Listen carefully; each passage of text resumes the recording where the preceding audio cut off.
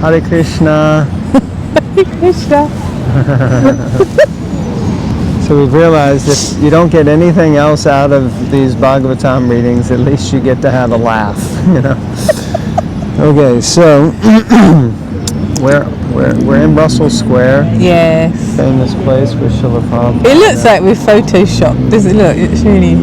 But we are here. This isn't like a green background, as it were. That building right there, that is the building. Where is it? Let me see. There. That building there. Srila Prabhupada and the devotees were walking here in Russell Square, and they pointed to that building. And Prabhupada said that we should have, I think he said the guest house in Sridham Mayapur should be like that. And it's very opulent looking, very majestic. It kind of looks like a palace in and of itself. It's very beautiful. Okay. I wish the guest house was like that.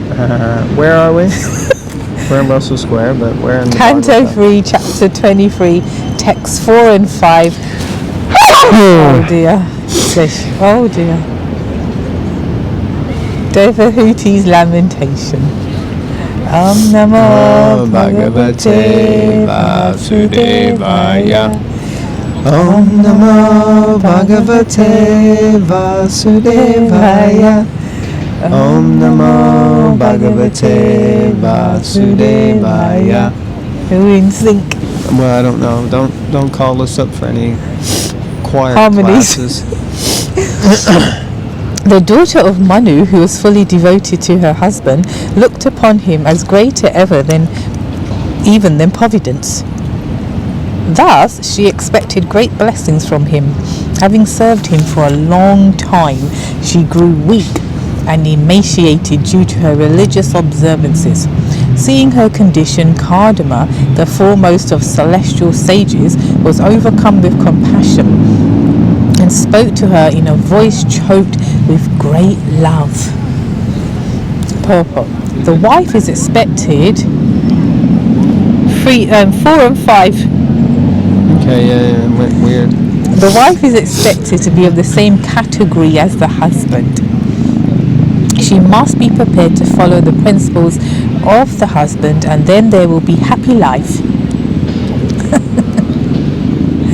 If the husband is a devotee and the wife is materialistic, there cannot be any peace in the world. In the home. Oh, in the home.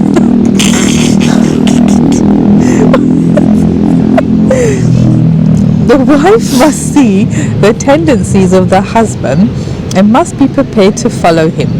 From Mahabharata, we learn that when Gandhari understood that her would-be husband Dhritarashtra was blind, she immediately began to practice blindness herself.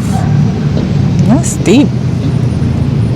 And she wore a Blindfold. blindfold. That's too much though, but thus she covered her eyes and played the part of a blind woman. She decided that since her husband was blind, she must also act like a blind woman. Otherwise, she would be proud of her eyes and her husband would be seen as inferior. Debatable. The word Samanuvrata indicates that it is the duty of a wife to adopt the special circumstances in which the husband is situated. Of course, if the husband is as great as Kardama Muni, then a very good result accrues from following him. But even if the husband is not a great devotee like Kardama Muni, it is the wife's duty to adapt herself according to his mentality. That makes married life very happy. But for who? For both. For both. Because if you do the opposite, what's the result? What's the result? Well, you have to put up with grumpy husband. So well, yeah. Maybe grumpy husband doesn't become grumpy if Mr. Grumpy. No, if the and it's okay. But it's speaking, as you said the other day, it's speaking to the, although you may read this as a lady, or you may be listening as a lady, and you may be thinking that it's derogatory, it's the word misogynistic, but no, it's speaking to the derogatorily to the false ego of the man. The man's not able to change. The man is so proud, the man is so puffed up, the man is so fixed and set in his ways, he's not able to adjust. But a lady can be more versatile. And so therefore, because the male false ego is such that, you know, I'm the king, I'm the Lord, I should be served. Okay, so the wife serves in that way. And what happens is the man becomes indebted. The man feels happy. Now, we have to see what stops someone from being subservient is the same thing that stops all of us from being subservient to Krishna. It's a lack of ability to surrender ourselves to a higher authority. That's why we don't accept a spiritual master. It's why we don't get along with the boss. We don't want to accept, you know, we're just in general rebellious. But this is actually speaking, if you read between the lines, it's speaking more derogatorily. Sorry. More derogatorily about the male false ego and its inability to change.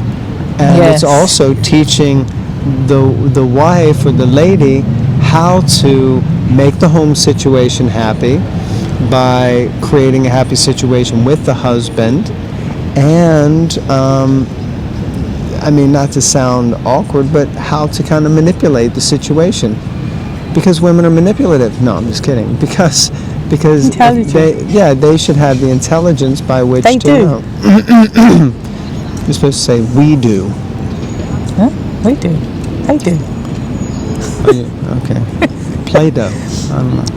Let's continue with Prabhupada's purport. Yes, let's continue. It is also mentioned herein that by following the strict vows of a chaste woman, Princess Devahuti became very skinny, and therefore her husband became compassionate. He knew that she was the daughter of a great king, and yet was serving him just like an ordinary woman. She was reduced in health by such activities, and he became compassionate and addressed her as follows. Thoughts? Sorry, I've got hay fever, I've got itchy eyes. Itchy head because my hat's full. Yeah, interesting. So she's obviously the daughter of Swayambhuva Manu, no ordinary parentage, but we can see that she's qualified as far as her understanding of, like you said, chastity, etiquette, have to be, you know, a good wife like that. She could have come into that situation and been like, what is this? You know, because she's used to so much more and better than what he has currently. But she is taking the essence, the character, the quality of the person, as Prabhupada explained in previous verses, and which is more important than just looking at the wealth or the status or this or that. You know, because he says that in previous verses, you know, he's the person, a devotee, and we were saying nowadays parents wouldn't think like that. They'd be like, is he a doctor, is he a lawyer, what's he doing, what can I do, you know. Yeah, so she understands, you know, this is who I married. You know, he's an ascetic, but he wanted to have a wife, and here I am, so let me serve him in the best possible way. And just like Gandhari, excuse me, she adopted the nature of being blind, but it's described that because of that austerity, because of that surrender, then she actually developed great, like, mystic cities, and she became extremely powerful because of her chastity in that way. So it's not that that's the goal, it's a byproduct, but that's what happens, you know, when we perform austerities, when then we naturally become more, we have more Shakti. Krishna empowers us more, so like that. Shall we read on? Yes, please. So text 6, Kardama Muni said, O respectful daughter of Swayambhuva Manu, today I am very much pleased with you for your great devotion and most excellent loving service.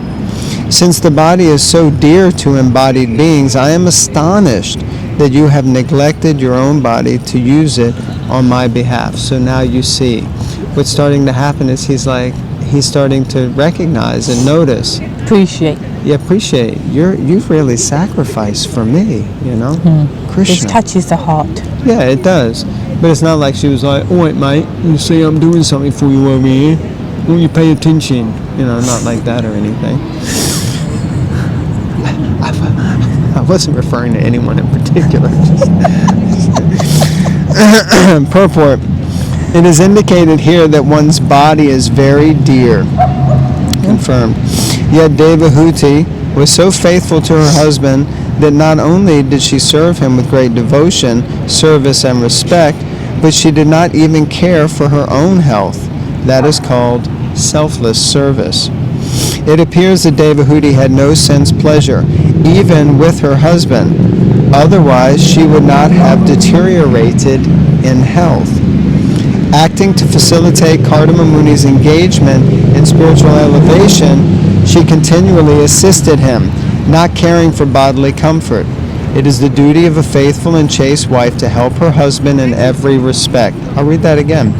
It is the duty of a faithful wife to help her husband in every respect, especially when the husband is engaged in Krishna consciousness. Can we underline that? Can we put that on the screen? Of course, I'm very blessed. I have an amazing wife who's also Krishna conscious. She's a devotee, dedicated in so many ways, a heart filled with bhakti, Bhava Bhakti. In this case, the husband also amply rewarded the wife.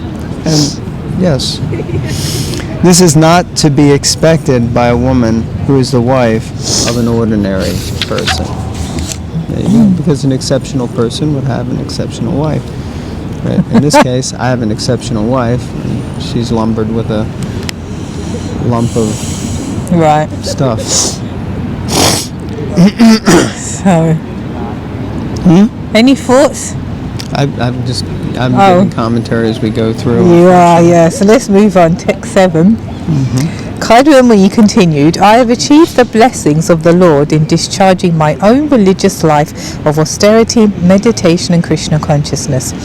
Although you have not yet experienced these achievements, which are free from fear and lamentation, I shall offer them all to you because you are engaged in my service. Now just look at them. I am giving you the transcendental vision to see how nice they are. What's he giving her? Hold on.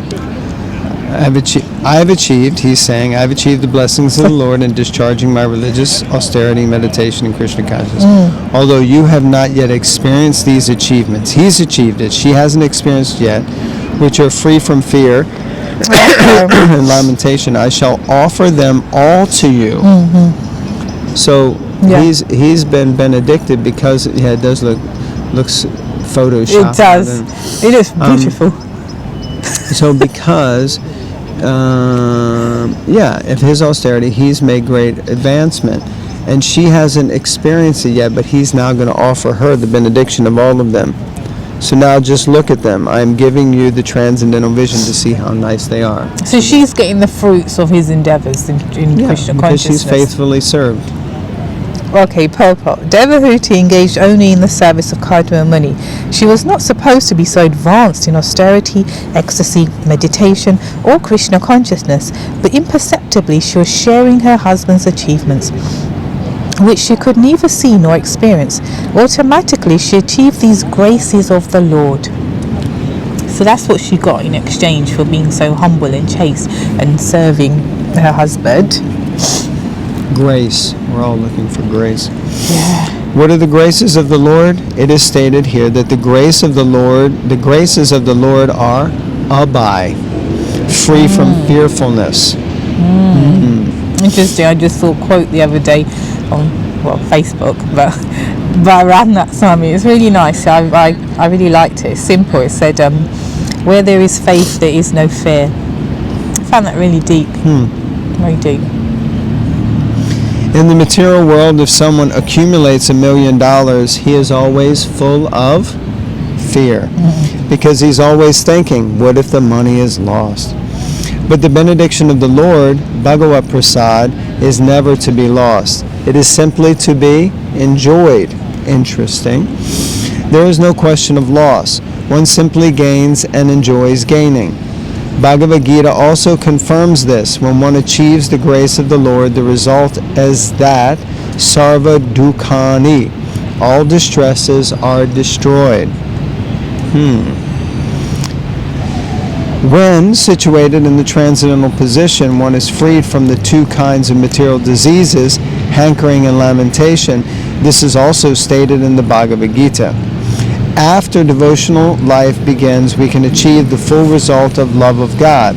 Love of Krishna is the highest perfection of Bhagavat Prasad, or divine mercy.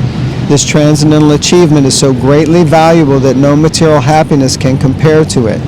Prabodhananda Saraswati said that if one achieves the grace of Lord Chaitanya, he becomes so great that he does not care a fig even for the demigods. He thinks of monism as hellish, and for him the perfection of controlling the senses is as easy as anything. Heavenly pleasures become to him no more than stories.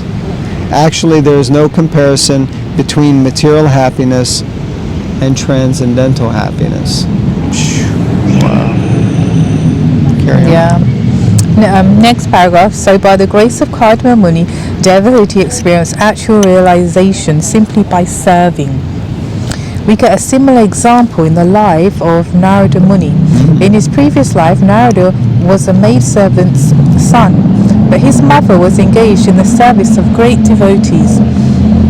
He got the opportunity to serve the devotees, and simply by eating the remnants of their foodstuff and carrying out their orders, he became so elevated that in his next life he became the great personality Narada.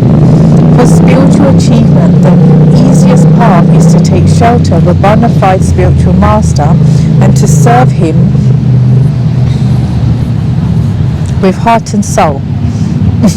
That is the secret of success.